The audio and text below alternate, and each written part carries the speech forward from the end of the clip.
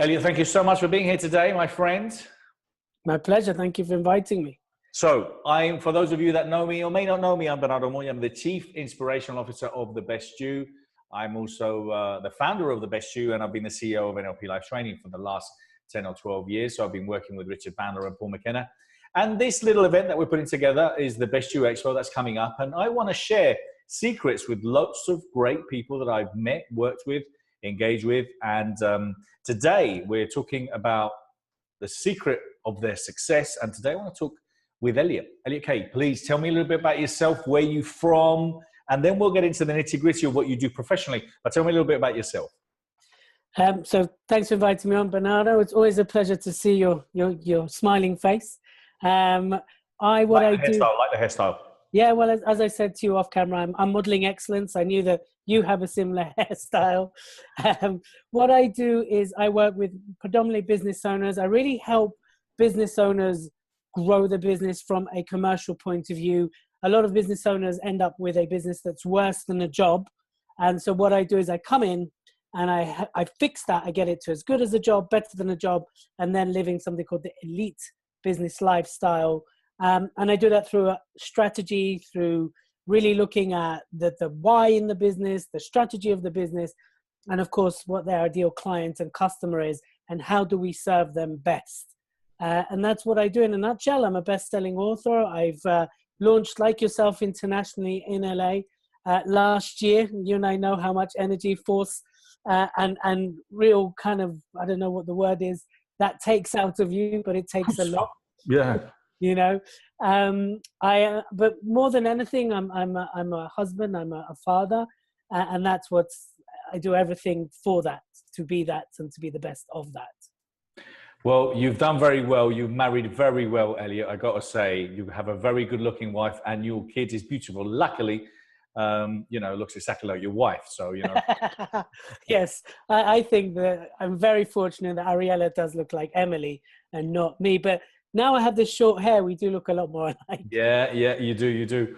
But listen, kind of what part of this idea of interviewing people like yourself is to really kind of share the insights of what it takes to succeed in the personal and professional development world, but also in business, and from what I've seen from you, you worked very hard. You've obviously put the hours in, you've done the research, you've done the training, you've attended loads of courses, read the books. It's not an easy process, is it, to become, a professional in anything you do, but particularly in this industry. What's your thoughts? I think first things first, people have to realize that passion isn't enough. Just being passionate alone won't build the business, although it's an important part of business building, of getting out there and doing what you need to do. It's great to get going, but you need a lot more than that to actually succeed. And in the personal development space, look, anyone thinks that they're going to do an NLP course and then launch and then be millionaires is seriously delusional. But that's what a lot of people hook onto, that dream. But actually, I've been in the space for over 10 years now. I've been training, corporate training, as well as coaching and mentoring. And the amount of times I see broken dreams, you must see this all the time, that people think they'll just attend the course and that will be it. And it just doesn't happen that way. And the sooner coaches, speakers, trainers, consultants treat themselves as business owners first, coaches second, speakers second, NLP practitioners second, actually the quicker they'll grow as a business, because it stops being about them and it becomes more about the business, the sustainability of the business. But, you really got to love what you do, because it's not an easy industry, and the UK is getting more and more saturated. There's more and more people doing it. And it's going to keep growing because there's a lot of training schools out there that train coaches, that train speakers, that train people to do it. They don't train them to build a business. So it's becoming more and more competitive. So the first thing is passion isn't enough. And I think you probably see that all the time. The other thing, of course, is be a business owner. Think like a business, behave like a business, act like a business, invest like a business, create services for a need and demand. That's the other thing I will say. Well, I'm like yourself. And I think pretty much a lot of people that have got into this industry, started maybe, one day, I don't know, maybe someone woke up, when they were 6 and 3 and said, I want to be a psychologist, an NLP trainer. I want to be a coach and help other people. But, you know, 9 out of 10 times, 10 out of 10 times, the people that I've engaged with are people that come across personal development. They read a book, they listen to a TED Talk, a message, something that inspires them, and all of a sudden it clicks, and now, you know, you want to get involved in helping and supporting others. And what I feel happens is that a lot of people forget that part of the business. And so in the UK, in comparison to the US, and we'll talk a little bit more about the Expo later, I find that people understand that they are a business. They need to invest in themselves. They need to make sure that their brand looks 100%, that they're marketing, that they research, they learn, you know, anything and everything that's involved in running a business. And a lot of the times what we struggle with people to understand that. And that's kind of the problem or the challenge that we have, is that people don't take themselves seriously. And it's only those that really stand out, that really put their neck on the line, that are really, you know, prepared for the consequences. I mean, one of the things that you normally share is, I'm here to share my failures, you know. Yeah. It's a great one. But that's what you teach. You teach people strategies in order to help them create revenue and hopefully, yeah, make a living out of their passion. Yeah, look, like, I mean, I think you're very open with your story too. I've been bankrupt. I've lost all bar my clients at one point, you know, because I didn't have a business, because I thought I had a business, because I was doing everything the seminars were telling me to do. I was setting big goals. I was playing, you know, I was believing, I was visualizing, but what I wasn't doing was really building a business. I wasn't putting the foundations in place. I wasn't looking, who's my ideal client? What are my marketing channels? Who am I as a brand? What's my commerciability? All these things, but I was doing everything that, you know, the law of attraction told me to do. And I'm not messing with the law of attraction. I truly believe in it. But that's what I mean. That's not enough for you to run a business. Yeah, and I invested in a property, and I lost my property, and that bankrupted me. And actually, I felt, how could I stand there on stage and inspire people to have a great life if I've just been bankrupt, right? And actually, it wasn't until someone reframed that for me and said, well, actually, now you truly understand what it means to lose. Now you understand what it means to build and for it to be gone.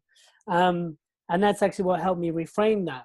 So, but the UK, with all the love, and I love the UK, and I'm here to stay, you know, there's something that's conflicting in the mind of the coach who's passionate about helping someone versus the business owner who understands they're offering a service that is there to coach.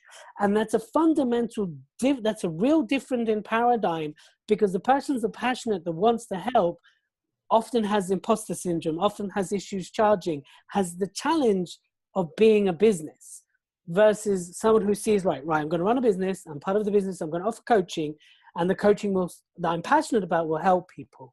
And that's what I feel is a massive shift, or not enough of a shift towards that paradigm of being a business owner, entrepreneur, coach, versus I'm so passionate, I want to help people. Well, that won't get you very far, and you'll end up really broke, right? And that's what happens a lot of times in this space. So the thing is to really shift that around, turn it around. You're a business owner first, right? Yes, it's not going to make it any easier, but it'll make it more worthwhile, and you'll definitely stick around for a long time if you behave that way. I've made many mistakes, which is why I can sit here and I can tell you definitely what not to do. And especially in this day and age, when the marketing platforms are shifting every few months. Every few months, things are changing. What to use, how to use it. You think you've mastered Facebook, and they're mastered with Facebook changes. You think you've got Google changes. But even the platforms to understand and to market on are changing. And you need to be ahead of that. You need to be in front of that, or at least get your hand around it if you're going to survive in this space. And that's just the reality. You know, gone are the days where it's like, hey, I'm a coach. Great. I need a coach. Let me hire you. It just doesn't work that way. And there's this there's these people, and they're called millennials, right? And millennials are fantastically amazing human beings. They're young, they care, they're passionate, and they're savvy with technology. And you need to watch out for millennials because they're way ahead of the game when they start off. So you really must look out for them. And these are all the factors to think about if you're to survive as a coach in this business, which is why something like The Best You is so good. I'm so glad you do something like that. you know, that you bring together experts and you put an exhibition going, here's what's, you know, here's all the help you can get, which is why I'm such a staunch supporter of the Best You. Thank you. Well, listen, you've been helping us and supporting us from day one. I mean, I, as I said, from someone that read a book, sat in a seminar, and then started promoting, you know, these guys, and then I've been running, then I run these big events. I keep coming across that. I keep coming across a lot of people that expect, you know, the work that I've built in building this brand for 10 years and the size of my database and all these events, and they expect us to put it at their disposal simply because I have to, because, you know, they've got, I don't know, 10 Twitter followers and 5 are cousins and family and brothers and sisters. But I'm the next Tony Robbins. Or I'm the next Tony Robbins. And you know what? One of the things I will say is that all the people that I work, nearly all the people that I work with, the biggest names in the industry are the most generous ones, are the ones that give you the most, ask the least, and they have massive followings, you know? So that's the thing. And then when you put an event together like this, where you're literally saying, look, I'm putting this, I'm hiring 7,000 square meters, I'm putting cameras, 9 AV engineers, we're sending it, filling 10,000 people, AV, and, you know, and people expect us to kind of pay for them to be there, you know, instead of vice versa, where they're hiring a space to be able to engage with people. But let me just ask you a couple more questions before we move on. So what would you say that the most important advice you give when it comes down to creating strategy? Because you were talking about millennials and how ahead they are of the game and how they get kind of social media. What are the most important strategies that you help or advise people to implement and to create? It does. I mean, it goes a little bit back to that one-on-one. You've got to have your strong why your business exists. Not your purpose in life, but what's your why for this being a business? That's got to be bigger than anything, right? And that's something you're very good at communicating when I see you talk about. It's like, why are you on this earth? That's one of your questions, isn't it? What's your legacy going to be?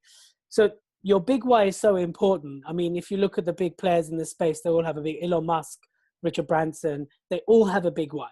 So my number one is you've got to know the big why that is bigger than you, right? The next piece of advice is, how can you commercialize that?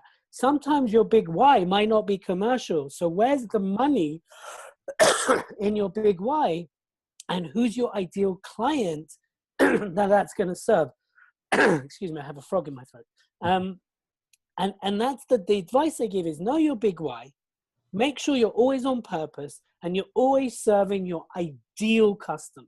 That's a very important point, the ideal customer. I understand a lot of people spend their life in this and they don't actually understand who their ideal customer is or how to identify it. Yeah, and that's the biggest thing. Anyone that comes to work with me, the first thing I'm looking at, like, right, why do you exist and are we serving your ideal customer? Well, I could serve this, and these guys, and I do work with these people. Great. Let's talk about your ideal customer. When we get to your ideal customer, let's check that we're attracting them. If we're not attracting them, where's it going wrong? Marketing, messaging, are you in the wrong space? Are your services wrong? We fix that, and then we start to see the growth in the business.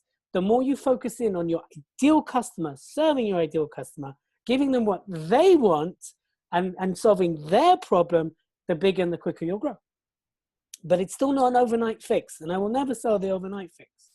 Yeah, that's one of the things that I mean, you're one of the coaches in our Turning Pro program, and you do a great job. And one of the things that we emphasize throughout the whole program is the fact that it takes time. I think a lot of people really underestimate the amount of hours that you've got to put in to become, you know, kind of, I'm a great believer in Malcolm Gladwell and his 10,000 hours, but ultimately that's what it is. You've got to put the hours in, you've got to do the research, you have to build your brand. And listen, if you're lucky enough, you're great at, you said, at social media, or, you know, you're a millennial and someone likes what you do, and all of a sudden your YouTube channel goes viral and overnight you become a sensation, you know. But 8 out of 10 times it doesn't happen like that. You've got to slowly chip away, slowly build it, perfect, improve your brand, and then make sure that you surround yourself with the best people, you know, because that's one of the things that I've learned. Having been in business myself, and, you know, a couple of times it didn't work out that well. What I have done in this part of it is making sure that I surround myself with a great network of people, because it is very difficult to do it on your own, isn't it, Elliot? Yeah, well, it's impossible because there's only so many hours you can handle in the day. And I'm sure you agree. the people that grow their businesses the most sustainable, the most profitable, have the best teams. And the key word is teams, people, right? And people need to stop thinking how and start thinking who. You can't do everything as good as you are, Bernardo. There's certain areas in your business that do you want to be involved in, or are you best being involved in? And so you bring little geniuses and you surround yourself with little geniuses. Now, I know there's the whole, oh, the money, the cost and this, but actually in the long run, the better the people you have in your business, the more your business will grow, then it pays for itself. And these day and age, there's so many ways to have a team without employing them full time that you can have a team. I have 5 people in my team, none of them employed, and they've all been with me for years, right? They still get paid, by the way. They don't work for free, but I don't employ them. There's so many ways to do it these days. So your people strategy is an essential component of this. And that's what's going to help you grow everything. The reason you're able to leave the UK, focus on LA for a while is because you've got a great team in the UK. You know, well, from what I know, you might tell me otherwise. But from everyone I've met, interacted with, everyone is fantastic. Surround yourself with geniuses. You're talking about the environment.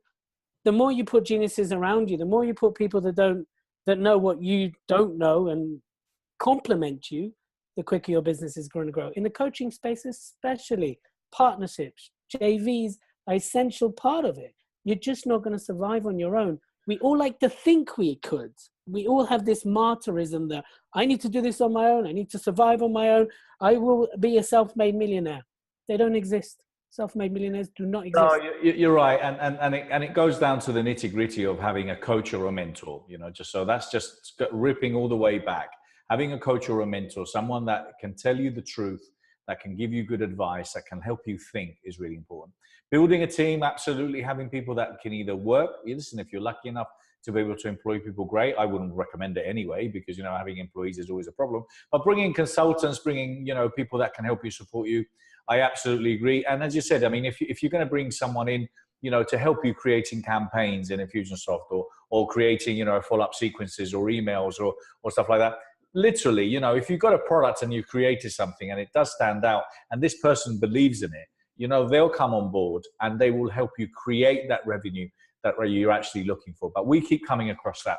We keep coming across a one-man, woman band that expect everyone to do everything for them and expect them to do it on their own. And you were talking about JVs. Every time we do an event, you know, any event, and on the Turning Pro or any seminar, please don't underestimate the value of business, of worth business in this room right now.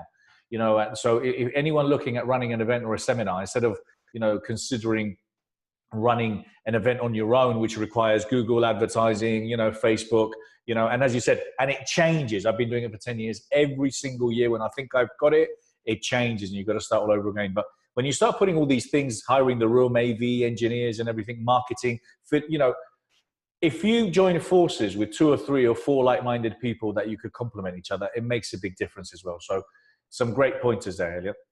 And also the event space, as you know, is massively saturated as well now. More and more people doing events. It's more competitive.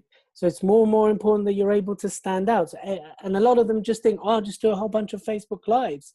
You know, yes, that's great if you have a huge following, but if you're just starting out, really joint ventures and partnerships is essential. It's really, it's a strategy in itself.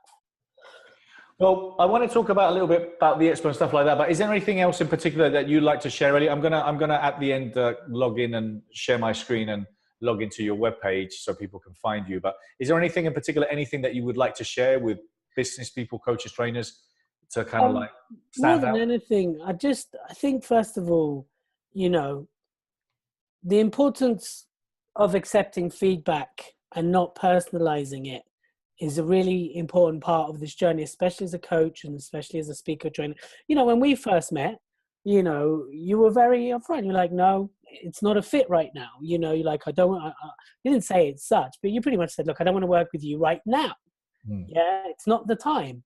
But that didn't mean that when we reconnected 3 years ago, it was a better time. I was more identified, I was more defined. And therefore we were able to start rebuilding a friendship, a relationship, and, you know, work together. How we've been working together. And I think a lot of people get discouraged too quickly with rejection, and they take everything as negative feedback. And they get disheartened too quickly. I've been around now for a decade. I've been around for 10 years in this space. And, rejection is part of it. Feedback is part of it. The best thing you can do is take feedback and turn it around.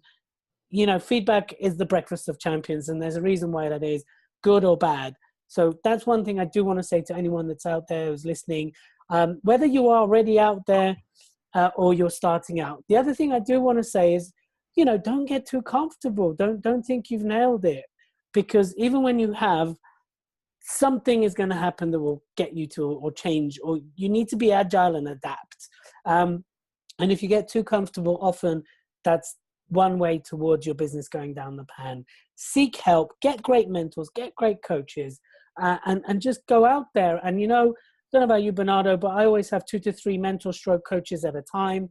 I'm not one of these that's like, I've got one coach, that's it. I don't look at anyone else. I'm not married to them, right? It's like, I'm well aware that different coaches and different mentors can give me different aspects. And that's exactly what I look to gain from people. I've got a spiritual coach, I've got a business coach, and I have an incredible mentor who kicks my butt several times a day and is very expensive.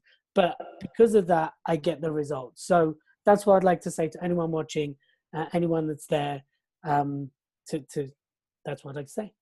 Take on board. Brilliant. That's great advice, Elliot. And I agree absolutely 100% with the coaches and the trainers, coaches and mentors. Very, very important. So look, we were talking about, I'll share the story that Elliot was discussing previously. We met a few years ago. I met him originally, I think 5, 6 years ago when Coach with a Hat. Yeah. Yeah, when I used to be the coach of the hat. Yeah. Coach with a Hat, and you'd been around already for quite some time, and then we met again about the opportunity of maybe working together. And at the time, as you said, it wasn't a fit, and then you came and we discussed it again, and that was closer to when I was launching the Expo, and you got involved, and I will say, look, out of all the people that I've had help me and get involved in the Expo, you've been a great asset, and it's great to work with you. And a lot of the times that's what needs to happen. I think I get a lot of people that come to me, as you said, look, I'm the next big thing. Can you promote me? But then on the other hand, I get other people who say, you know what, I love what you do. I'm really interested in what you're doing. How can I help you? How can I support you? And those were kind of the words I think that you brought to the table. And that always gets my attention. This morning, someone interviewed me, and, he's got a relatively short platform about doing a podcast, but, he was so nice and so complimentary. I couldn't say no. So, we did an hour podcast, but it's great. Listen, for his listeners, it gives me exposure. It's fantastic. So I think that's one of the things. I think people really need to understand that you need to partner up with the right brands and the right companies and the right organizations in order to kind of that brand association is always going to be good for you. And we now have a working relationship, and it's happened with other people that were involved in the Expo in year 1, year 2, where now I'm working with them. Some of them have helped me with some of my clients with book publishing. Others have helped me with social media. Others have helped me with revenue streams and product creation and copywriting. So I've used quite a lot of people at the Expo. Why is it so important, in your opinion, and why has it been the Expo been, because I think we both agreed something like this was missing. Why is the Best Year Expo kind of different to you? Why did you think it was unique? So the first year when I came on board, I'd actually changed direction. It's just when I took the hat off and I was no longer the coach with the hat. And what it did, it gave me instant exposure to my ideal client. It gave me instant exposure, which otherwise would have cost me a lot more than what I invested at the time in the expo, right? If I think of what I paid then, and all it took was one client, I made my money back, right? I actually got a few more clients from it. So for me, it's a little bit like, first of all, it's great exposure to the right audience. Second, when I did it again the following year, that was the other reason.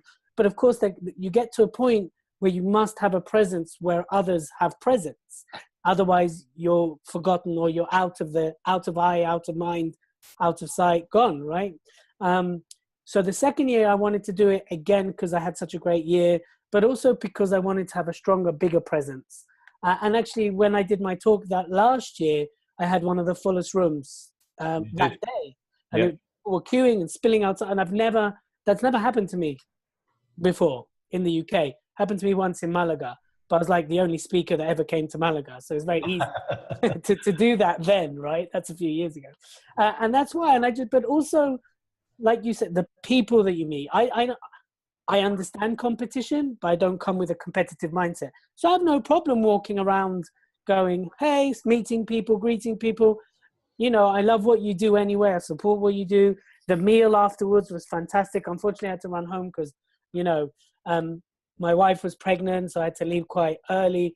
But I really I love what you create. I love the atmosphere, and I love that it's all about, you know, supporting the personal development industry. And that's why I got involved. Well, listen, one of the things I will say about you, and I think we're quite similar like this, you know, for me, it doesn't matter how many events I do. In a world where we're literally, you know, online, webinar, live phones, people are really losing and forgetting the importance of interaction, human interaction. And you love people. I know you do, because, you know, you do your groups and stuff like that. But apart from that, there's nothing like it, is it? Being able to have a couple of minutes, a little bit of banter, talking to people, because you engage in a level you can't engage in a million years, in a million emails, you know, and I think that people tend to underestimate that, don't they?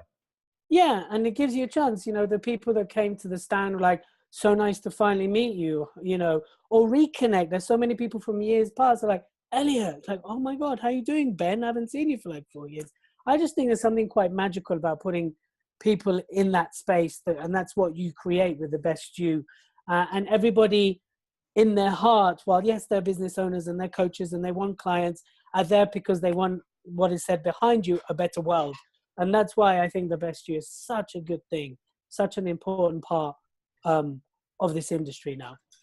Well, thank you. And one thing that I will point out that, you know, kind of Elliot was talking about is never underestimate the value of the networking opportunities within the room, you know, because again, you know, the fact that I had some people that supported us on year 1, year 2 makes me more, you know, open to kind of like work with them, and vice versa. I met, there was someone actually who I'm doing a webinar, Sarah Davison, who actually met someone else, which is Brian and Janice Muldoon, who was a company that take care, they do revenue streams and copywriting. So, you know, they met there, and now they're doing business together. Mindy, who's publishing books, well, she's in the Tony Pro program, and she's helping my clients as well getting their book published. So the networking opportunities are phenomenal, and I think that's something that people should really take on board as well. Absolutely, absolutely, 100% agree. All right. Well, listen, Elliot. So you're back at the EXPO again. Delighted to have you there. Now, I'm going to share my screen very quickly, and I am going to tap in your URL so you can share with us. How can people find you? What do I have to do? www what? ElliotK.com. It's really hard. ELLIOT. Even though you spelt it on the name, I'll forgive you. KAY.com. Oh, look, I'm already in there. Of course, you're here, man. You know you're going to get retargeted adverts now. Oh, my God. Well, that's it. That's Mr. Elliot K there, www.elliotk.com. He's a pro, okay? And he's been working very hard at building what he does. So if you're looking for strategy, if you're a coach, if you're a trainer, you're a therapist, if you're a business person, and you're looking for someone to help you, provide you that kind of clarity, Elliot's the man.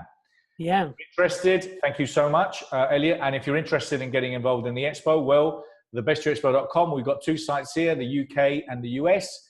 And simply just visit site. If you want to get involved, well, you can just literally go down here. And when this page opens, it will say get involved. And then in get involved, you can either book a stand or a speaking slot. We're pretty much sold out on speaking slots now. It's funny how everyone wants to speak. Everyone wants to speak. We've got 160 workshops, and we're literally down to our last 8. So it's ridiculous. But anyway, get involved, book a stand or speaking slot. And obviously, if you're interested in the US, well, we've got the tickets are 10 or 15 pounds. Probably Elliot will have some free tickets. I've got some free tickets as well. And a lot of the speakers that are getting involved. And we've got some fantastic partners, I've got to say, this year. Elliot, we've got Psychologies getting involved with us this year. Awesome. Yeah, Psychologies. We've got the Top Sante. We've got UK Health Radio. Wow. Global Woman, Global Man. We're doing some documentaries. Mind Valley speaking in the US as well. Wow. So yeah, exciting times, man. It's growing. Amazing. And you know what? This all started as a vision of yours, and you pursued it. And look, anyone listening, anyone watching live or on the replay, in whatever way you can get involved, get involved. I'd highly recommend it. You know, if you get a stand, then as long as you think commercially about it, you know, you will get your return back. You will.